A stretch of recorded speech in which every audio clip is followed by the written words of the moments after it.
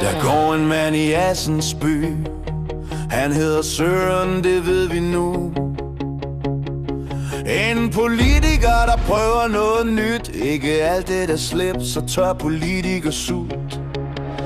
Han øver sig i at snakke normalt uden at lyde som en, der lige har læst afsnit 12 i kommunelovens påbudskatalog. For Søren, han vil hellere have en øl i hånden end en pressemeddelelse i munden. Hellere høre borgerne snakke end høre sig selv tale for længe, og han siger det lige ud. Jeg vil ikke lukke noget værft, jeg vil bare åbne flere samtaler.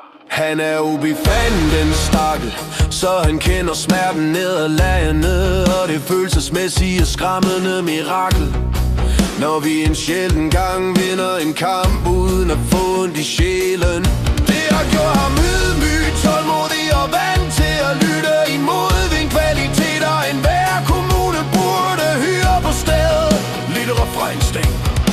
For Søren, han vil snakke med de unge, ikke bare når kameraet ruller. Han vil høre den bandedrømme råbe, ikke kun læse det i et referat skrevet af en praktikant.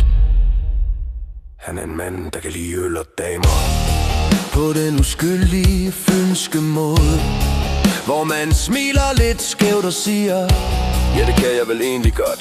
Og så tager han nu en tår og kigger ud over Lillebælt, som om livet nok skal gå. Så når Assens spørger, hvem skal vi stemme på?